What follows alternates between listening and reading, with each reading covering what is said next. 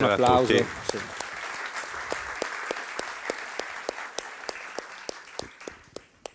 Vuole raccontarci dalla sua viva voce la sua storia? Cercherò di fare uno sforzo sintetizzando in una mezz'oretta, mi pare di aver Perfetto. avuto, designata, 30 anni di storia, 30 anni di resistenza. Sono un imprenditore di Reggio Calabria. La mia azienda, insieme a mia moglie, nasce nel 1979, 44 anni fa. Ma il 14 marzo del 92 tutto cambia. Era una fiorente attività, con grandi soddisfazioni stavamo andando avanti, ma quel sabato pomeriggio vengo fermato per strada da un mafioso. Era la prima volta. Mi fa scendere dalla macchina e con i toni che sanno fare loro, minacciandomi, mi disse: sono circa 15 anni che ti stai arricchendo senza il nostro permesso. D'ora in poi, se vuoi continuare a fare il commerciante, devi pagare. Era una richiesta di pizzo. La prima volta. Corsi a casa quel pomeriggio. Stavamo preparando un'attività molto grande per il nostro negozio, perché stavamo per inaugurare un secondo negozio molto più grande, molto più importante di quel primo negozio. Eravamo tutti indaffarati, noi e i nostri dipendenti. A quei tempi 7 dipendenti, un fatturato bellissimo. 1988, le do solo un numero: 2 miliardi delle vecchie lire di fatturato. Tutto termina. Corsi a casa ad avvertire mia moglie. Enza, Nino mi ha chiesto il pizzo. Mia moglie abbassò il capo, senza parlare. Io continuai a dire: sono molto timoroso. Questo grande negozio forse non ce lo faranno aprire. Alzò gli occhi, mi guardò e mi disse: quello che tu hai deciso, perché io lo so, lo faremo insieme. Digli che il frutto dei nostri sacrifici non lo diamo a nessuno. Il no ai mafiosi. Siamo diventati 2 ribelli. Enzo e Tiberio hanno trasgredito un ordine dell''ndrangheta. Sono passati 31 anni. Quel no continua ad essere vivo in noi tutti i giorni. Dovevamo essere puniti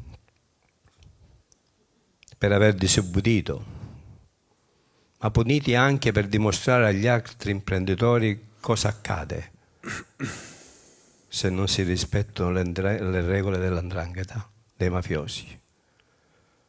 E quindi una serie di eventi dolosi, così li chiamano i magistrati. Abbiamo subito furti, incendi, bombe, distruzione di mezzi di lavoro. Il furgone è bruciato per 2 volte di seguito. Telefonate strane, anche ai nostri dipendenti, che hanno sempre resistito. Siamo stati una famiglia. Ancora oggi, senza dipendenti, siamo dei commercianti. Resistere e ripartire sono stati 2 verbi che abbiamo sempre coniugato nella nostra storia. Non ci siamo fermati, mai. Perché chi paga il pizzo non è degno neanche di guardare in faccia i propri figli. Dare soldi ai mafiosi significa favoreggiamento, significa arricchire quelle casse del malefico, significa quei soldi gli servono magari per pagare un ragazzo, un killer, un picciotto, per bruciare una macchina o un negozio o per sparare. E come ho scritto e detto più volte, il mio desiderio, uno dei miei desideri più grandi, è quello di vedere un reato nuovo. Pagare il pizzo deve diventare un reato. Non è possibile continuare così. Luigi Ciotti ce l'ha insegnato. Siamo piccoli piccoli, e lui lo dice spesso, l'ha detto poco fa. Se ce l'ho fatta io a dire di no ai mafiosi, ce la possiamo fare tutti. Tutti. Non tanti, ma tutti. Ero una goccia nell'oceano 31 anni fa. Oggi siamo diversi, non dico tanti. Siamo diversi in quella città che abbiamo deciso di metterci insieme, che abbiamo deciso di cacciarli, di reagire, di dire di no. Ed è meraviglioso, credetemi. 6 procedimenti penali hanno interessato il nostro no. Gli ultimi 2, quinto e sesto, siamo ancora in appello. Quindi una storia lunga, travagliata. Era la prima volta, nel primo processo instaurato, due fratelli, 2 gemelli, hanno distrutto il mio locale con una bomba, il 5 aprile del 2003, il giorno dell'onomastico di mia moglie. Oltre a essere riconosciuto parte offesa, mi sono voluto costituire, sin dal primo processo. Costituirsi parte civile è importantissimo, fondamentale per noi. Dovevo avere bisogno di un avvocato. A Reggio Calabria ho impiegato 8 mesi affinché un avvocato mi dicesse di sì. Tutti mi cacciavano, tutti. Finalmente, con l'aiuto di un mio amico poliziotto e di una mia parente che lavora in procura, abbiamo individuato un avvocato che ha detto di sì. Una donna, il coraggio di una donna che ha detto: signor Bentivoglio, non ho paura, io ci sono, ed è ancora con me da 23 anni. Ecco la seconda donna coraggiosa che incontro nella mia vita, prima mia moglie, poi l'avvocato, poi per una serie di altre cose ne ho incontrati veramente, come ci suggeriva Don Luigi, di donne che hanno voglia di cambiamento, a cui ci stiamo dando vita e cuore. Dopo 2 anni dalla bomba quel negozio viene distrutto completamente da un incendio. 13 aprile 2005, non è rimasto niente, neanche la scaffalatura. 432.000 euro di merce ridotti in cenere. Volevo chiudere. Volevo smettere di fare il commerciante. Ero molto stanco, molto deluso. Volevo simbolicamente andare dal prefetto a dire: eccellenza, io non ce la faccio. Io vi consegno le chiavi del negozio, scriverò chiuso per racket. Ma mia moglie non ha voluto. Assolutamente no. Ci presteremo dei soldi, da amici, da qualche parente, anzi mi ricordo proprio ora che abbiamo un cugino in Australia, ci mandò dei soldi nel 2005, non li ha voluti restituiti.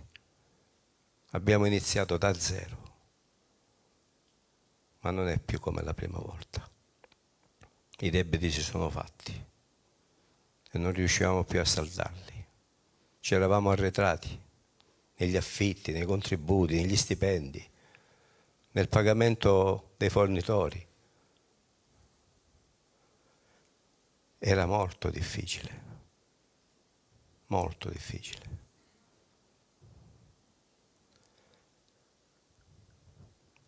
Lo Stato è arrivato per primo. Allora si chiamava Equitalia, oggi si chiama Agenzia. Mi ha ipotecato la casa quasi 20 anni fa. Grava un'ipoteca molto importante. Ma come? Com'è possibile che io paghi le tasse su una merce che non c'è più? Sui 7 attentati subiti? Com'è possibile? E gli aiuti dello Stato, in base alle leggi 44, come vittime di mafia riconosciute, marito e moglie, sono arrivati sempre tardi. Quando sono arrivati, non sono stati mai sufficienti a pagare il debito che i mafiosi mi avevano fatto fare. Mai quell'importo è stato adeguato al danno subito, mai. Ma bisognava continuare ad avere il negozio aperto, ad avere una partita IVA, perché la stessa legge dice che entro 300 giorni, oggi l'hanno portato a 1 anno, bisogna dimostrare cosa hai fatto con quell'aiuto che ti è arrivato. Devi ricomprare la merce e quindi devi avere la partita IVA ancora attiva. Non puoi chiudere, te lo dice la stessa legge.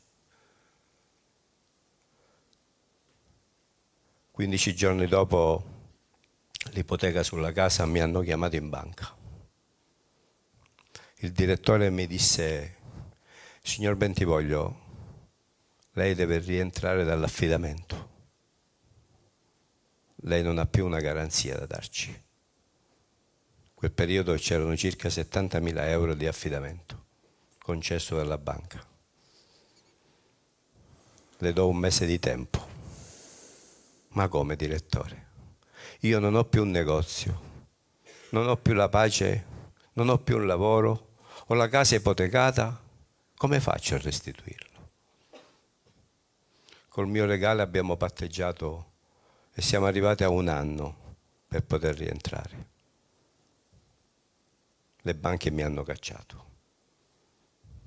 Anzi, addirittura oggi io non ho un conto corrente. Non lo posso avere. Questa è la situazione. Ma il titolo che ho dato a questo mio intervento poco fa è stato letto: denunciare è democrazia. Perché chi non denuncia non può camminare a testa alta. Chi paga il pizzo perde la dignità e noi non l'abbiamo voluta perdere, che è la cosa più importante che c'è dentro un uomo.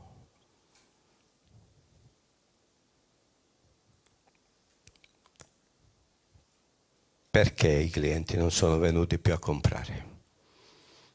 Perché abbiamo denunciato? Perché abbiamo mandato in galera 3 delle persone che abbiamo nominato nelle denunce? Perché? Se l'è chiesto anche Don Luigi Ciotti nella prefazione del mio primo libro. Perché non andate più a comprare da Enza e Tiberio? Prima facevate la fila fuori dal negozio. Era la sanitaria più importante della provincia di Reggio Calabria, la più fornita.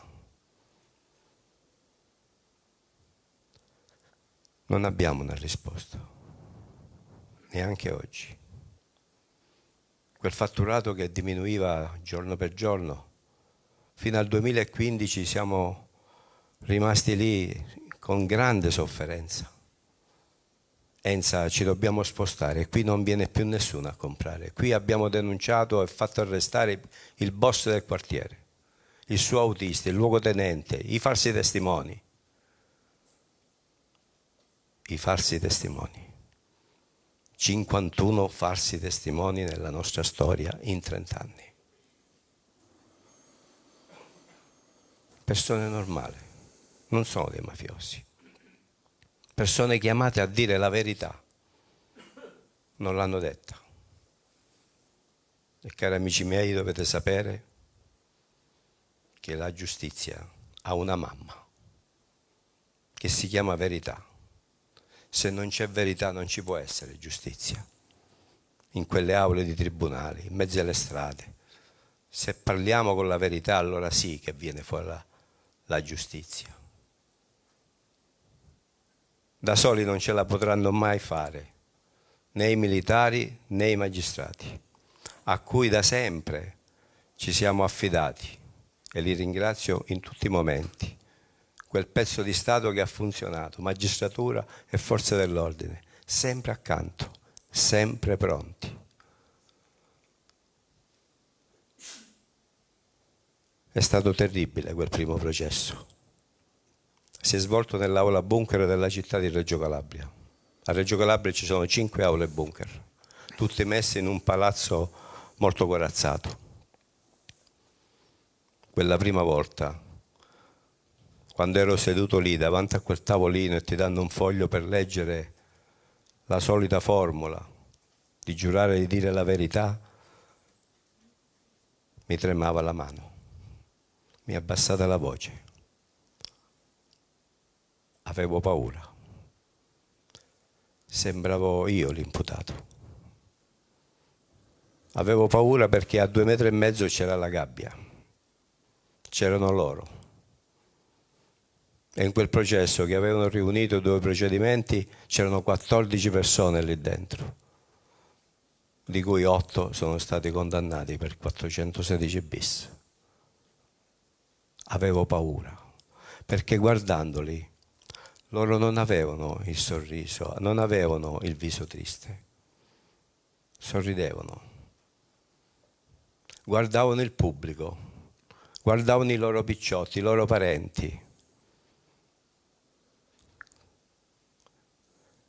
Noi avevamo solo il nostro avvocato davanti, solo il nostro avvocato.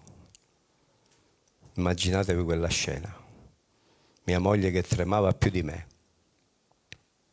ma l'abbiamo superato. Siamo riusciti a farli condannare 3 di quelle persone a sentenza definitiva per associazione. Sono già usciti dal carcere tutte e 3. Il tempo passa, le condanne sono state sui 6-7 anni per estorsione.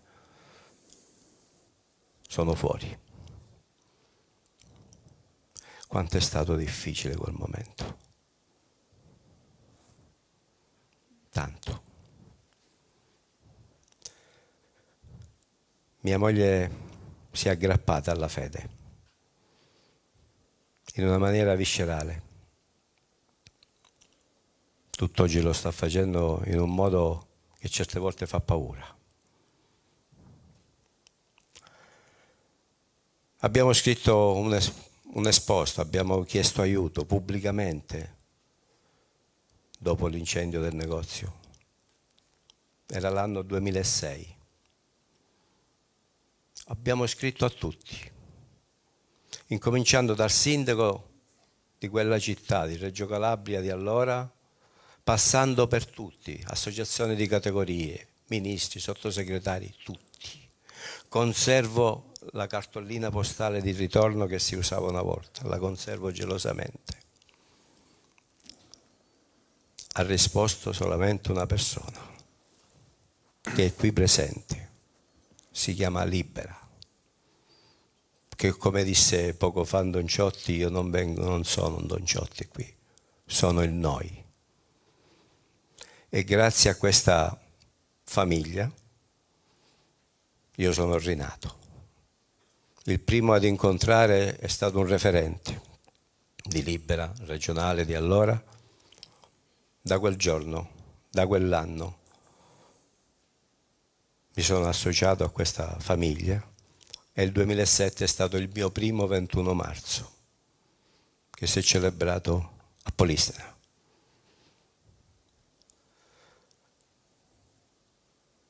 Grazie a questa associazione, che oggi sono qui, che sono ancora un commerciante e che giro per tutte le scuole dove mi chiamano a portare testimonianza, ma non solo, grande speranza, soprattutto ai ragazzi. Il nostro terreno fertile è quello, le scuole. e io ci vado volentieri, anzi scappo. Lo sto facendo da diversi anni e continuerò a farlo finché ci sarò, finché avrò la forza.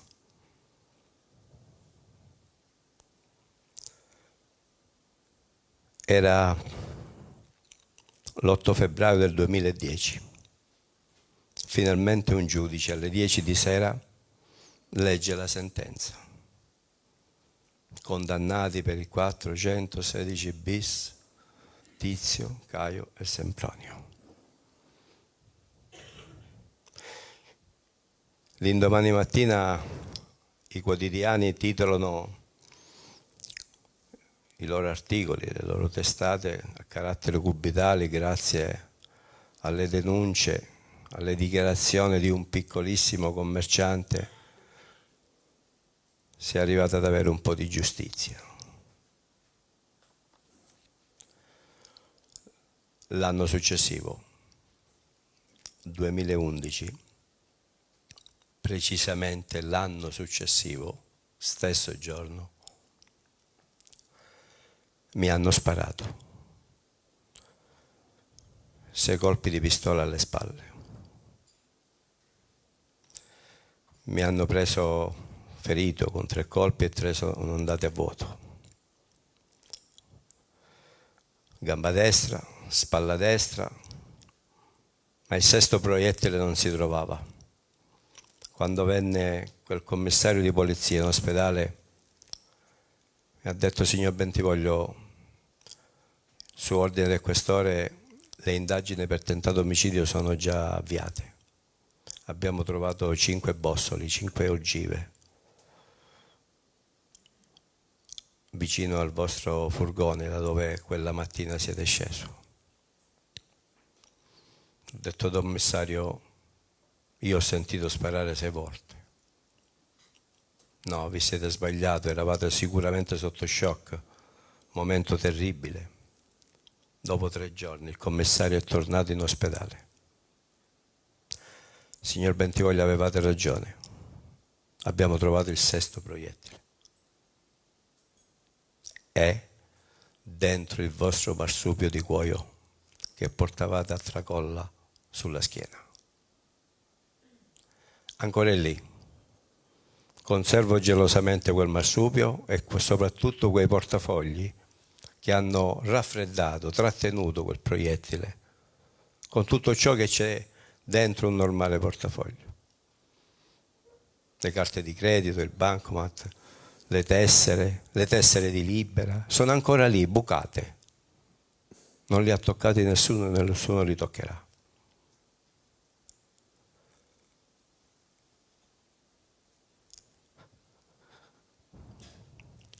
È stato il giorno più difficile non solo per me, ma soprattutto per mia moglie,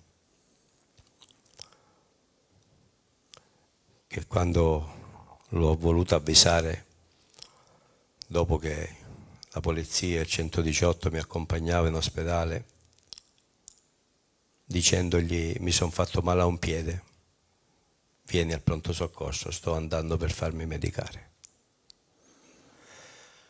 Non mi trovò, entrò nel panico.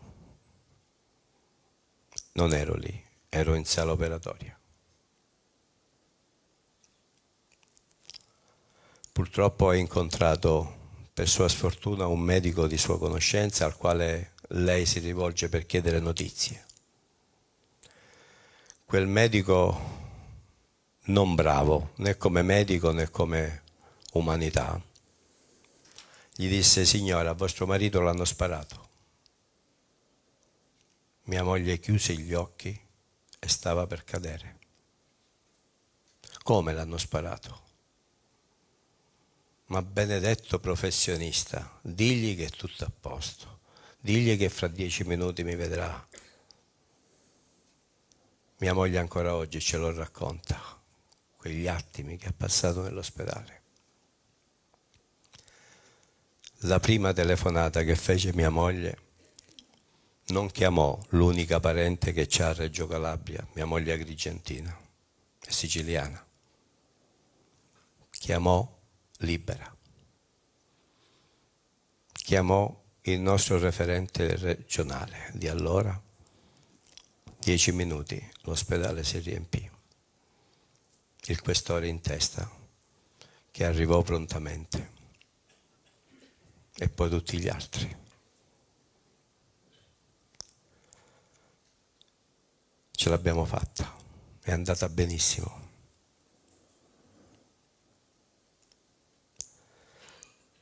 Torniamo a quei clienti.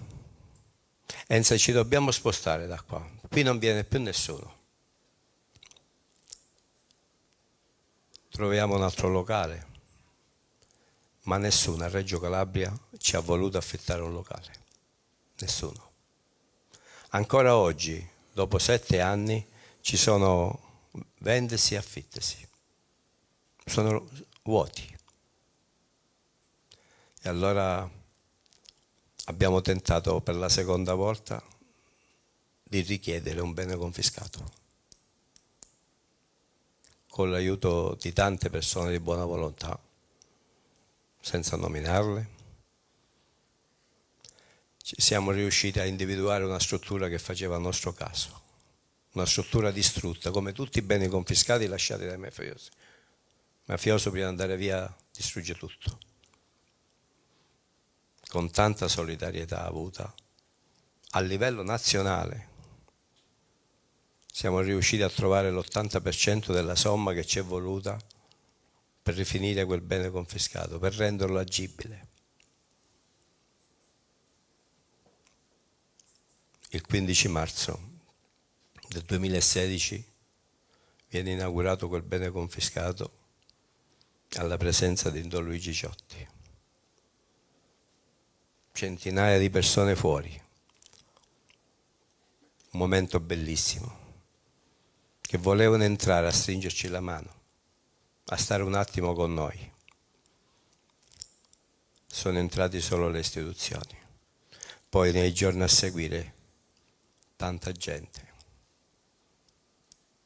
è venuta a darci una pacca sulla spalla, una parola di conforto, e tante volte anche quella pacca sulla spalla va benissimo.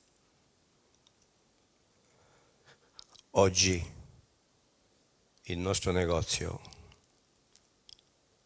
è in un bene confiscato ed è l'unico bene confiscato d'Italia dove dentro ci sono 2 vittime di mafia riconosciute dalle leggi italiane. Non c'è nessun altro. Purtroppo. Sarebbe bello poterli occupare tutti i beni confiscati, anche normali imprenditori, non solo vessati. Ecco, trasformare quella bruttura in bellezza, come ci diceva Peppino Impastato. Io ci sono riuscito. È bello quel bene confiscato, è bello quel negozio. Si trova a 200 metri dal Museo Nazionale, dove ci sono i bronzi. Siamo sul centro storico perfetto della città di Reggio. Cafiero De Rao, quando è entrato quella mattina, ha definito quella struttura una luce sulla città. Non perché è grande, luminoso, ma per il significato. Per il significato che chi ha scelto di denunciare continua a stare contro i mafiosi. Non avete idea di quanto sia meraviglioso entrare in un bene confiscato. Si respira un'aria nuova, diversa. E io lo faccio quasi ogni settimana per i campi di Libera, per i campi scuola che inizieranno giovedì, da diversi anni ormai. Il mafioso, quando esce dal carcere, si guarda intorno e si chiede: dov'è Tiberio? Se fosse andato via, gli avrebbero detto: non lo sappiamo. Il mafioso avrebbe detto: ho vinto io sono nella mia città con la mia famiglia, i miei amici, lui è dovuto scappare. Ecco perché abbiamo voluto fortemente rimanere, e lo faremo fino alla fine, come ho già detto.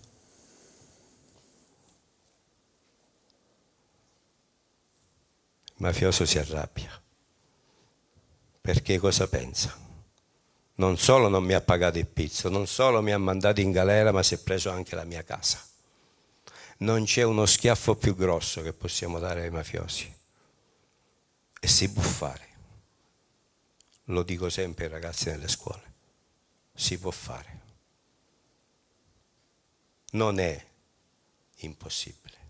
È un po' difficile, ma con l'aiuto della rete, dello stare insieme, si può fare.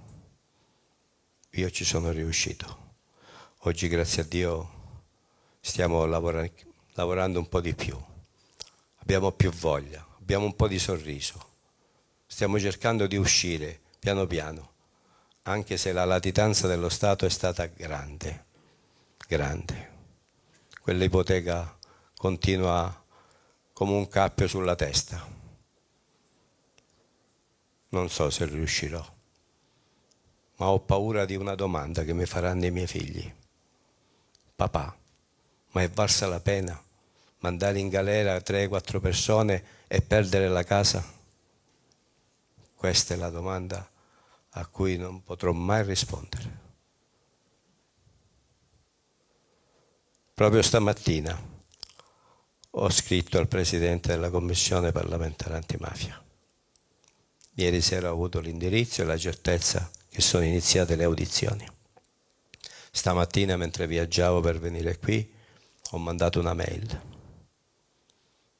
Attendo con fiducia. Sarà la 5ª volta che sarò audito in commissione parlamentare a raccontare questa storia e a chiedere aiuto. Io mi vergogno di incatenarmi su una piazza. Mi vergogno di salire su un campanile e minacciare di buttarmi giù. Mi vergogno di andare a Viminale o al Quirinale con una tanica di benzina. Io continuerò a chiedere aiuto.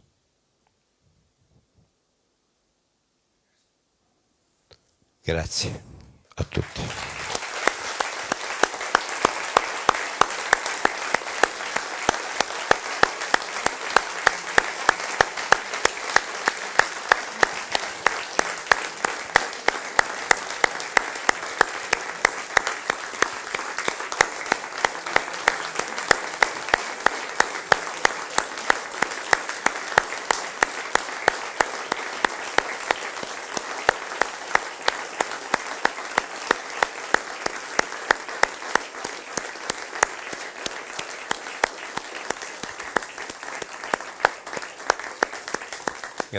Grazie a tutti. Grazie mille a lei per la sua testimonianza e il suo coraggio, oggettivamente. Non coraggio, rabbia. La rabbia ci aiuta. Certo. Coraggio non ne abbiamo. Grazie.